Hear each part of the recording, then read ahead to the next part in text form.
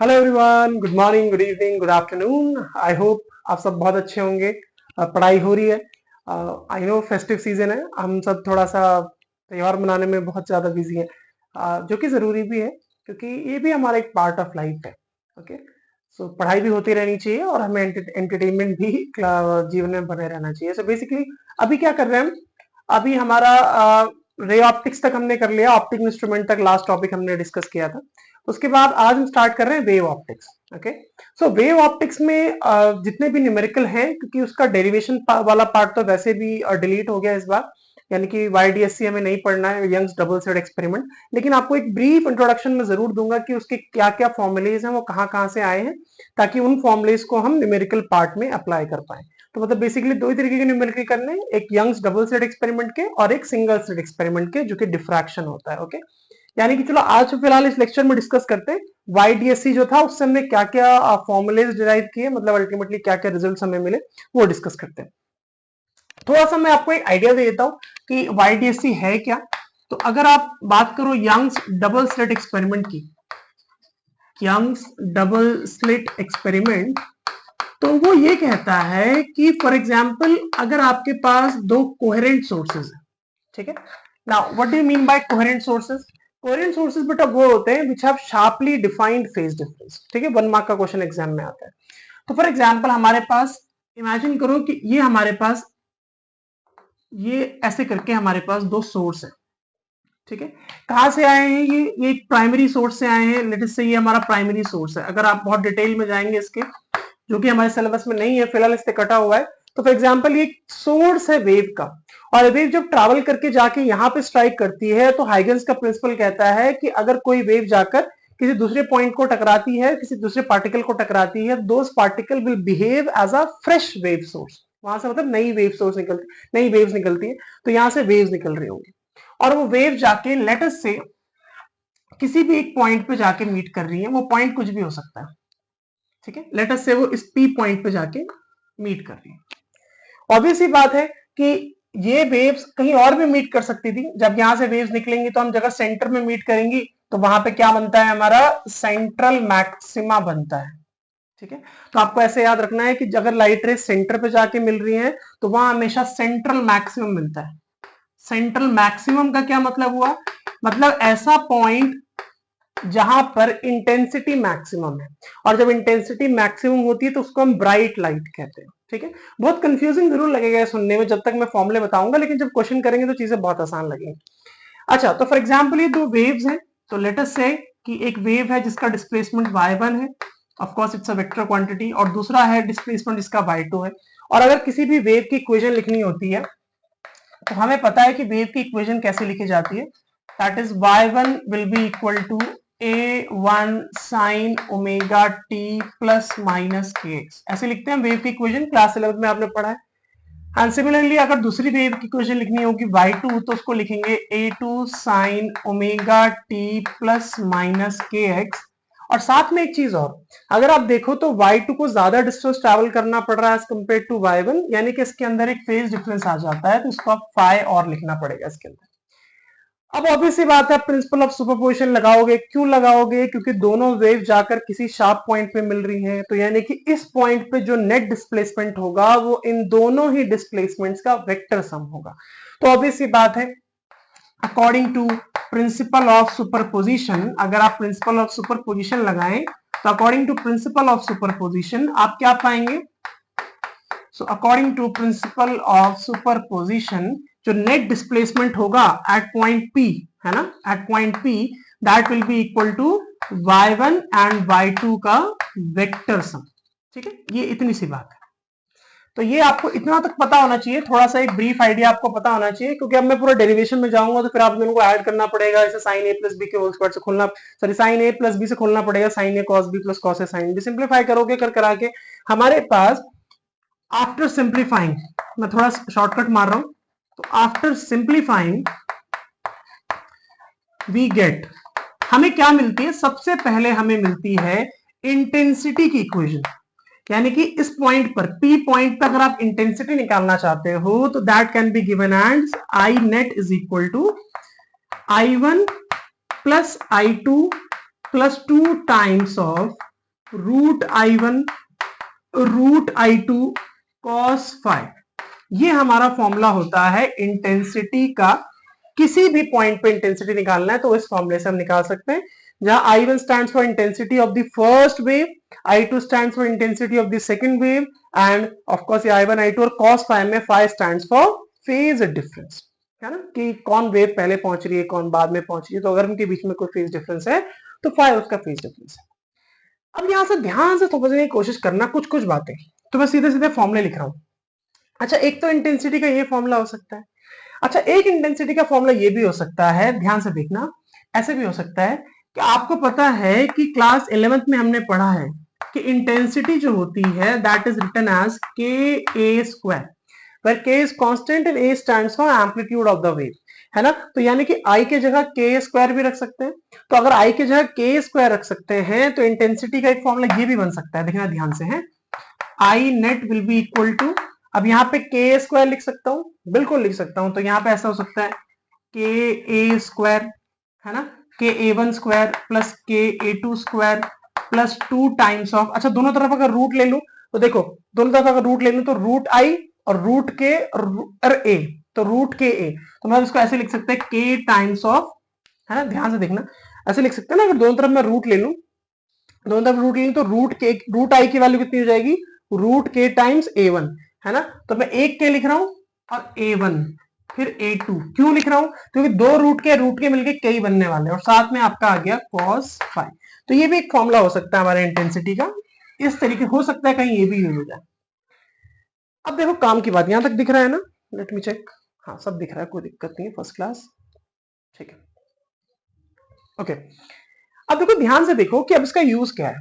अब ध्यान से सुनो, देखो अगर तो मैं चाहता हूं कि ये वैल्यू मैक्सिमम हो, ये वाली I नेट अगर मैं चाहता हूं मैक्सिमम हो, I1 plus I2 plus 2 times of root I1 I2 cos phi, अगर मैं चाहता हूं ये वैल्यू मैक्सिमम हो, तो देखो यहां पे इस प्लस का इंपॉर्टेंस है बहुत ज्यादा, मतलब यहां जरूर कुछ ऐड होना चाहिए। और ऐड कब होगा, देखो ये फिक्स क्वांटिटी, ये फिक्स क्वांटिटी है, तो ऑलरेडी I1 I2 है, यानी कि cos फाई की वैल्यू डिसाइड करेगी कि इसमें ऐड होगा या नहीं होगा। और ऑब्वियस ही बात है, अगर मैं चाहता हूं कि मैक्सिमम इंटेंसिटी हो, यानी कि इसकी वैल्यू मैक्सिमम हो, तो इसकी वैल्यू मैक्सिमम होने के लिए इसको मैक्सिमम होना पड़ेगा, तभी यहां पे कोई मैक्सिमम वैल्यू ऐड होगी और तभी ये पूरा रिजल्ट जो है वो मैक्सिमम होगा। अच्छा, तो जब मैक्सिमम इंटेंसिटी बनेगी ना, उसी को हम मैक्सिमा कहते हैं, या चलो फिलहाल के लिए मैं उसको लिख देता हूं, मैक्सिमम इंटेंसिटी लिख देता हूं। तो फॉर मैक्सिमम इंटेंसिटी,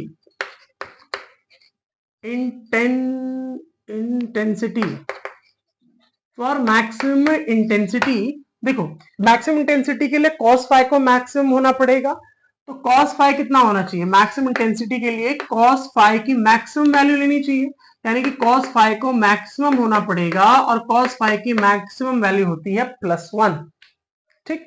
और अगर cos फाई की मैक्सिमम वैल्यू +1 होती है तो cos में +1 कब आता है, तो cos में +1 आपको सबको पता है कि cos 0 +1 होता है, उसके बाद cos पाई -1 होता है, cos 2 पाई फिर से +1 होता है, cos 3 पाई -1 होता है, और cos 4 पाई फिर से प्लस होता है। मतलब जितने भी इवन मल्टीपल्स हैं पाई के, उन सब जगह पे cos क्या होता है, पॉजिटिव होता है। तो आपको यहाँ क्या लिखना चाहिए, cos 2n पाई, ठीक है, n टाइम्स ऑफ 2 पाई भी लिख सकता हूं मैं, एक ही बात है ना, डरने वाली कोई बात नहीं है। n टाइम्स ऑफ 2 पाई मतलब 2 पाई के सारे मल्टीपल्स पे, जो भी मल्टीपल्स इंटीग्रल मल्टीपल्स, वहां पे सब जगह पॉजिटिव होगा, है ना।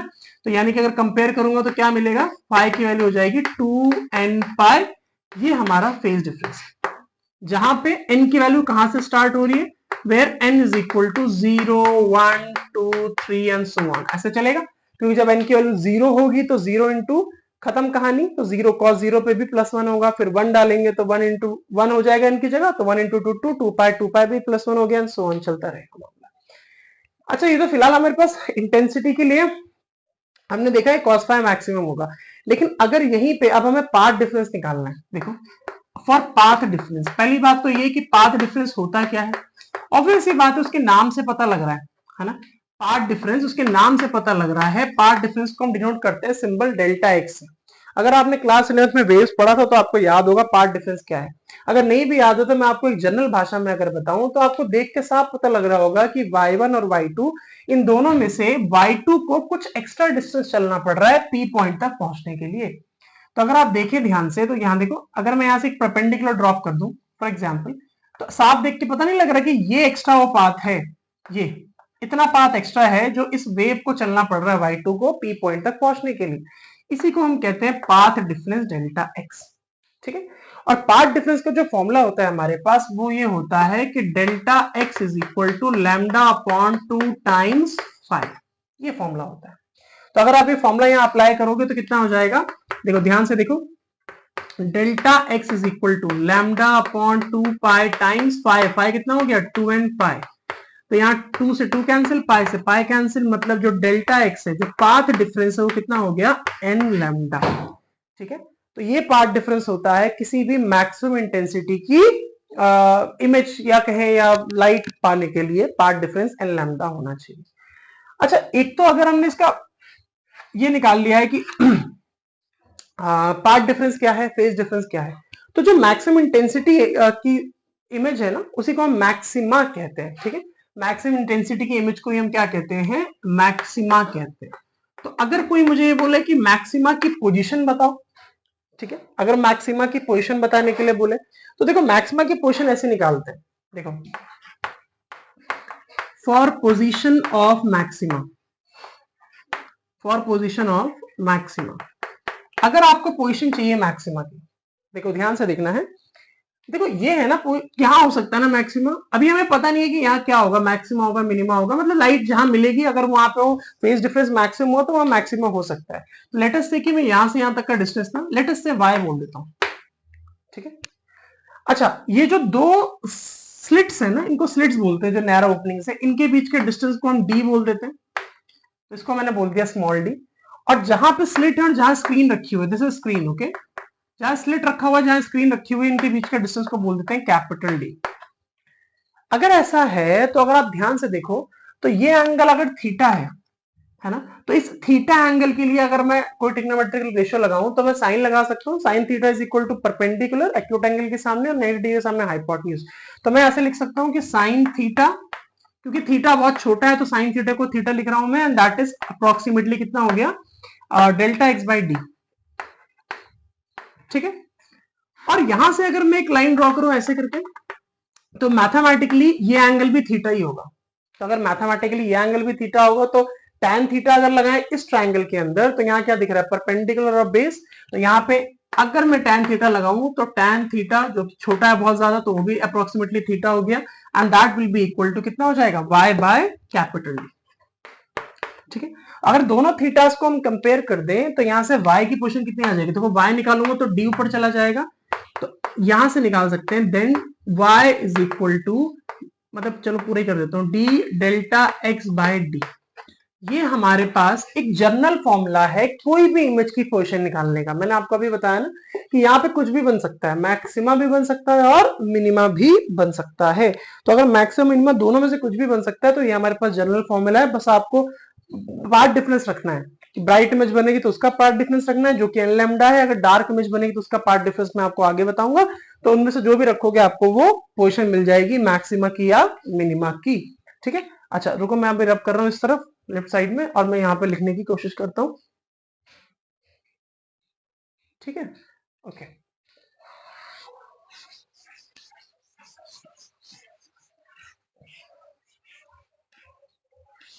ओके, अच्छा तो क्योंकि हम तो मैक्सिमा की पोजीशन निकाल रहे हैं ना, देखो ध्यान से देखना, पर मैक्सिमा निकाल रहे हैं तो मैक्सिमा के लिए हमें पता है कि पार्ट डिफरेंस कितना है ना, डेल्टा एक्स की वैल्यू हमें पता है n लैम्डा होती है, तो फाइनली हमारी जो पोजीशन आ जाएगी मैक्सिमा के लिए वो क्या होगा, डेल्टा एक्स की n लैम्डा रख दोगे तो आपका कितना हो जाएगा n d lambda by d।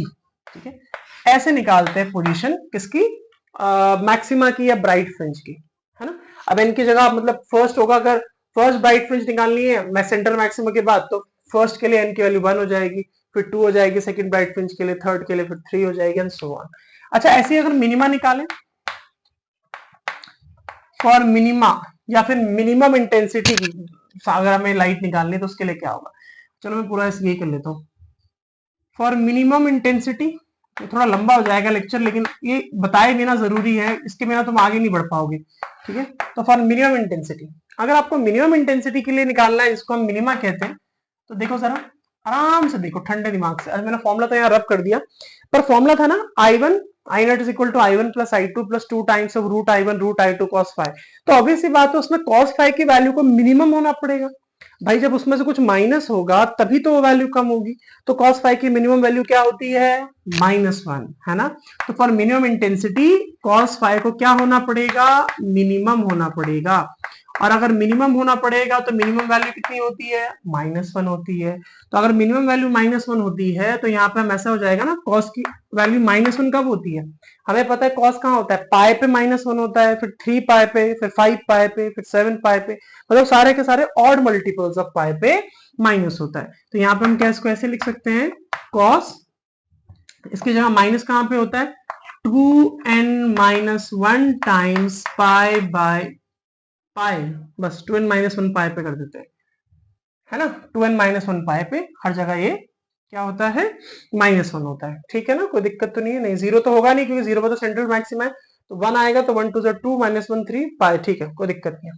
तो यहाँ कंपेयर करें तो फाई कितना हो जाएगा हमारे पास, 2n-1 टाइम्स पाई। तो ये फेज डिफरेंस होता है किसके लिए, मिनिमा के लिए। अच्छा, अगर फेज डिफरेंस मिल गया तो पाथ डिफरेंस निकालो, of course. Then path difference कितना हो जाएगा, पाथ डिफरेंस आपके पास पता ही आपको क्या है, डेल्टा एक्स है। तो अगर पाथ डिफरेंस डेल्टा एक्स है तो कितना हो जाएगा, then delta X will be equal to, formula यही है, lambda upon 2 pi times five. तो रखो जरा, lambda upon 2 pi times five कितना आया, 2n-1 पाई। तो पाई से तो पाई कैंसिल हो गया, तो फाइनली हमारे पास डेल्टा एक्स कितना हो गया, देखो ये नीचे ला सकते हैं, तो 2n-1 लैम्डा बाय 2, ये हमारा पार्ट डिफरेंस होता है। कई बुक्स में 2 को अंदर कर देते हैं तो 2/2 n बचेगा खाली और 1/2 हो जाएगा, तो n-1/2 टाइम्स लैम्डा भी होता है, दैट्स फाइन, एक ही बात है। अच्छा, अगर पोजीशन निकालनी है मिनिमा की, जैसे हमने यहाँ निकाली ना पोजीशन ऑफ मैक्सिमा, तो अगर पोजीशन ऑफ मिनिमा निकालनी है तो कैसे निकलेगा,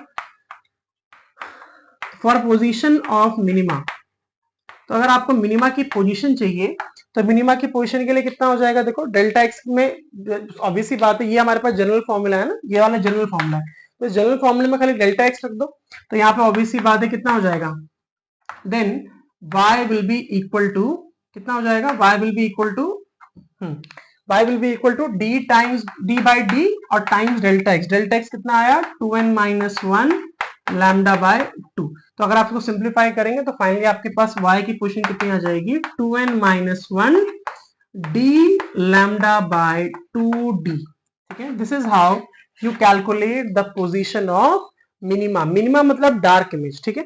अगर आप ध्यान समझेंगे ना इस पैटर्न को, तो ये आपको पैटर्न कुछ ऐसा दिखाई देगा, यहाँ पे आपको एक ब्राइट इमेज दिखाई देगी, है ना, फिर बीच में डार्क होगी, फिर ब्राइट होगी, फिर डार्क होगी, फिर ब्राइट होगी, फिर डार्क होगी, फिर ब्राइट होगी, तो ये ऐसे ही चलता रहेगा।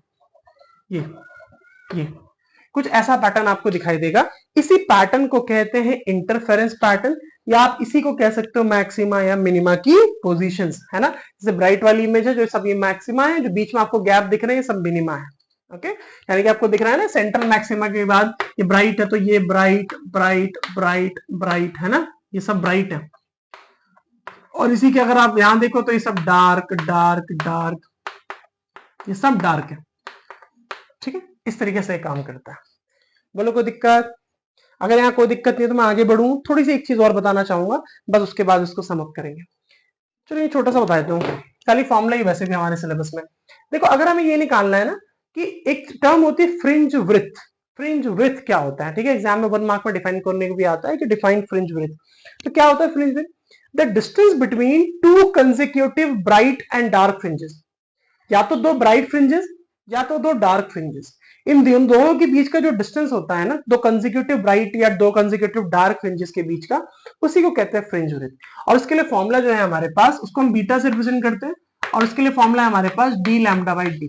तो ये हमारे पास फ्रिंज विड्थ का फॉर्मूला होता है। अगर आप चाहो तो कर भी सकते हो, जैसे कि आप मान लो कोई मैक्सिमा की पोजीशन निकाल रहे हो ऐसे, तो एक पोर्शन ले लो n D lambda by d, दूसरी पोर्शन ले लो n plus one d lambda by d, दोनों को माइनस कर दो, आंसर यही आएगा डी लैम्डा बाई डी। यानी कि हमेशा दो कंसेक्यूटिव ब्राइट या दो कंसेक्यूटिव डार्क फ्रिंजेस के बीच का जो सेपरेशन होता है उसको कहते हैं फ्रिंज वृत्त, है ना, इसको कहते हैं फ्रिंज वृत्त। तो ये आपके काम आ सकता है, फॉर्मूले में आता है, ये जगह जगह यूज आता है, ठीक है। तो इतना आप नोट करो, फिर मैं इसको रब कर रहा हूं और उसके बाद इसका एक क्वेश्चन करते हैं जो मैंने चूज किया, कोशिश करेंगे उसमें मैक्सिमम चीजें आ जाएं उस क्वेश्चन में। ओके ओके, तो वी हैव अ क्वेश्चन। देखो एक क्वेश्चन हमारे पास है, क्वेश्चन बोल रहा है कि वाईडीएससी मतलब Young's double slit experiment. Okay, generally exam में ऐसे लिखा हुआ आता है तो आपको पता होना चाहिए। So a pattern is obtained on a screen at a distance of 1 meter from the slits, separated by 0.05 centimeter and illuminated by a wavelength of 5893 angstrom. So calculate the distance between fourth bright fringe on one side and third dark fringe on the other side of the central bright. Also calculate the fringe width. अच्छा, सीधी सी बात है, वो बोल रहे हैं कि एक pattern है स्क्रीन के ऊपर, तो सेटअप ऐसा दिया हुआ है कि distance between the obtain screen at distance of 1 metre, तो मतलब आपको 1 मीटर दूर स्क्रीन पे डिस्टेंस पे आपको इमेज मिल रही है, मतलब ये कैपिटल डी दिया हुआ है और बोला है कि स्लिट्स जो है एक दूसरे सेपरेट किए गए 0.05 सेंटीमीटर, मतलब ये आपको स्मॉल डी दिया हुआ है, ठीक है, कंफ्यूज मत होना। और उसके बाद बोला है वेवलेंथ ऑफ लाइट आपको दे रखी है, मतलब ऑफ कोर्स ये आपको लैम्डा दिया हुआ है। तो आपको फोर्थ ब्राइट फ्रिंज और थर्ड डार्क फ्रिंज के बीच का डिस्टेंस कैलकुलेट करना है, बट द कैच इज कि यहाँ पे बोला है कि fourth bright fringe on one side and third dark fringe on the other side of the central bright बोला है। मतलब पैटर्न अगर आपका ऐसा है ना, फॉर एग्जांपल यहाँ पे अगर आपका सेंट्रल ब्राइट है तो फोर्थ ब्राइट इधर बन रहा है और थर्ड डार्क इधर कहीं बन रहा है ना, ऑन दी अदर साइड। बोला fourth bright on one side and third dark on the other side, तो आपको ये टोटल डिस्टेंस निकालना है। तो ऑब्वियसली बात है, आप क्या करेंगे, आप इसका डिस्टेंस निकालेंगे सेंट्रल ब्राइट से फोर्थ ब्राइट का, और सेंट्रल ब्राइट से थर्ड डार्क का निकालेंगे, दोनों को ऐड कर देंगे, खत्म कहानी, बस इतनी सी बात है। चलो निकालते हैं। एनीवेज चलो, फॉर फोर्थ ब्राइट, है ना, तो अगर आप फोर्थ ब्राइट फ्रिंज निकाल रहे हो तो फॉर फोर्थ ब्राइट के लिए आप एन की वैल्यू कितनी ले लोगे, ऑफ कोर्स 4 ले लोगे। तो अगर फोर्थ ले लोगे तो फॉर्मूला क्या लगाओगे भाई, पोजीशन निकालनी है ना, तो y इज इक्वल टू, हमें फॉर्मूला पता है N D lambda by D होता है, तो N D lambda by D, यही तो लगाओगे फॉर्मूला, है ना, y is equal to N D lambda by D, value रखो। देखो एक चीज और, तो 4d लैम्डा बाई डी, एक चीज और, गड़बड़ नहीं करना कभी भी।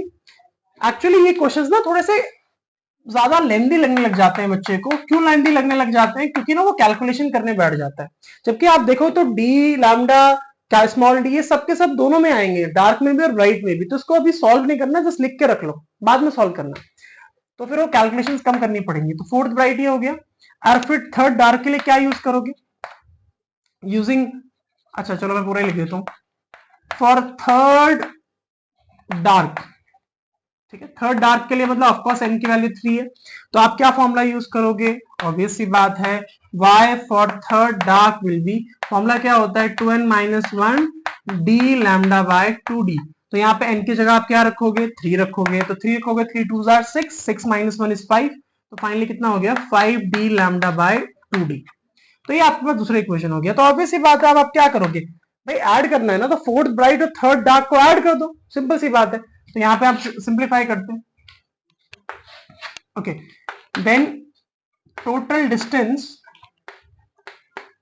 डिस्टेंस या सेपरेशन आप बोलो किसका, between fourth bright and third dark, that will be equal to, दोनों को ऐड कर दो, ऑब्वियस सी बात है, तो कितना आ जाएगा, ऐड करना पड़ेगा ना, फोर्थ ब्राइट और थर्ड डार्क को ऐड करना है, so फोर्थ ब्राइट और third dark, of course then fourth bright will be equal to 4d lambda by d, तो ये हो गया 4d lambda by d, and third bright will be 5d lambda by 2d, तो कितना हो गया 5d lambda by 2d। on simplifying of course we can see d lambda by d common आ रहा है दोनों में, तो d lambda by d common आ गया, तो finally we are left with 4 plus 5 by 2। अच्छा 4 plus 5 by 2 की उसको सिंप्लीफाई करो, 2.5 हो रहा है, विच में 6.5 हो गया, तो फाइनली 6.5 ये हो गया।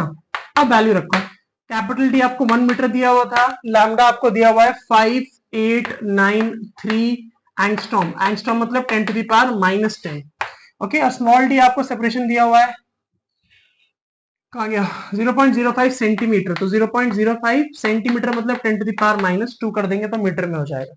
अब इसको कैलकुलेट करना पड़ेगा, सिंप्लीफाई करना पड़ेगा, थोड़ा टाइम जाएगा क्योंकि टाइम बचाना है हमें वीडियो में, तो मैं कैलकुलेटर की हेल्प ले रहा हूँ। ठीक है, तो अगर आप कैलकुलेटर की हेल्प लूँ मैं फिलहाल के हिसाब से, अच्छा थोड़ा बहुत तो कर सकते हैं वैसे। चलो यहाँ से अगर पॉइंट हटाएं तो ये डबल जीरो लगा रहे है ना, और यहाँ से अगर पॉइंट हटाएं तो मान लो एक 10 हो गया, ये एक 10 से तो एक 10 यहाँ कैंसिल हो गया। अच्छा 5 से ये 13 टाइम्स में कैंसिल हो गया है ना, क्योंकि हमें तो वहाँ कैलकुलेटर अलाउड नहीं है ना एग्जाम में, तो मैं भी नहीं करूंगा। चलो हटाओ, ठीक है। अच्छा ये हो गया। अच्छा 2 जीरो से 2 जीरो कैंसिल हो गया, -8, एक जीरो से और कैंसिल हो गया, -7। तो फाइनली 5893 को 13 से मल्टीप्लाई करना है ना, तो 5893 को 13 से मल्टीप्लाई करो, 3 से 9, 27 का 7 कैरी 2 8 24, this is 2 8 5 15 और 1 17, 3 9 8 5 9 0 10 16 8 16 का 6 कैरी 6 7, तो ये आ रहा है हमारे पास 76609। ठीक है, इनको मल्टीप्लाई करके और एक जीरो तो यहाँ -7 बचा था, 10⁻⁻7। तो ये हमारे बीच का, इनके बीच का डिस्टेंस जो है वो इतना है। एंगस्ट्रॉम में करना चाहेंगे 3 बार पॉइंट शिफ्ट कर देंगे, है ना। एंगस्ट्रॉम में करना भी क्यों है ना, 3 बार इसको चाहो तो मैं शिफ्ट कर देता हूँ, 4 बार कर देता हूँ, तो 7.6 इंटू 10⁻⁻3, ठीक है, मीटर में हो रहा है, या फिर 7.6 मिलीमीटर। ठीक है, this is the final answer कि इतना सेपरेशन है इन दोनों के बीच में, 7.6 में, इन दोनों के बीच में 7.6 mm। तो आप देख पा रहे हो कितना क्लोजली है एक दूसरे के पास पास रखे हुए, क्योंकि ये पैटर्न बहुत क्लोज बनते हैं एक दूसरे से। और फाइनली लास्ट पैटर्न बोला था calculate the fringe width. Of course we know the formula for the fringe width, that's very easy, that d is equal to d lambda by d। So of course ये d lambda by d तो अभी हमने solve भी किया था कहीं, है ना, ये पूरा d lambda by d, अरे यार करना पड़ेगा, कर लेना।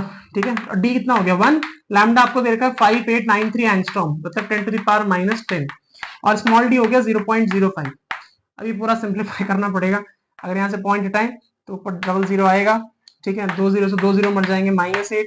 अब इसको सिंप्लीफाई करें कितना हो जाएगा, 5 1 is 5, 5 1 is 5, है ना। अब 3 इधर चला गया 39, 5 7 35, 4 चला गया, 5 8 40.3, तो 6 इतना हो रहा है। बहुत सारी कैलकुलेशन है, इंटू 10⁻⁻8। ठीक है, तो ये हमारी फ्रिंज विड्थ है मीटर्स में। ठीक है, ये आंसर हमारा मीटर्स में है इतना। So that is how we calculate. तो क्वेश्चन बहुत इजी है इसके, कोई बहुत ज्यादा मुश्किल क्वेश्चन नहीं है। देखो सीधा के सीधा फॉर्मुला बेस्ड है। और अगर आपने ये क्वेश्चन मैंने जानबूझ के इसलिए लिखा है क्योंकि यहाँ पे देखो आपको ब्राइट फ्रिंज भी लगाना आ गया, डार्क फ्रिंज भी लगाना आ गया, और फ्रिंज विड्थ भी लगाना आ गया। इससे ज्यादा मैं नहीं समझता कुछ बहुत ज्यादा क्वेश्चन आ सकता है। हाँ, एक क्वेश्चन और टाइप बनता है जहाँ पे इंटेंसिटीज कंपेयर करने को आती है, कि अगर आपको मान लो दो अलग अलग वेव्स दे देंगे, दोनों का एम्पलीट्यूड बता देंगे A1 A2 कितना है, और उसके इंटेंसिटीज कंपेयर करने को बोलेंगे, तो सिंपल आप रेशियो निकाल सकते हो। फॉर्मूला आपको पता ही है, इंटेंसिटी में अगर एम्पलीट्यूड दिया हो तो k times of A1 square plus k times of A2 square plus 2k times of A1 A2 cos phi. तो वहां से लगा लोगों को सिंप्लीफाई हो जाएगा, नॉट अ बिग डील। तो बस एक वो क्वेश्चन भले वो एमसीक्यू में आएगा बस 1 मार्क का, ठीक है, उससे ज्यादा वो क्वेश्चन नहीं बनता है। तो इस तरीके से ये क्वेश्चन आपका अच्छा है। 5 नंबर के क्वेश्चन में हो सकता है कहीं पे कुछ 2-3 क्वेश्चन मिला के क्वेश्चन आ जाए, मैक्सिमम 2 मार्क्स के आता है क्वेश्चन तो न्यूमेरिकल पार्ट। ओके, सो इस वीडियो के लिए इतना ही, मिलते हैं अगले लेक्चर में जहां हम diffraction from a single slit पढ़ेंगे। सो तब तक पढ़ाई करते रहिए, ऑल द वेरी बेस्ट।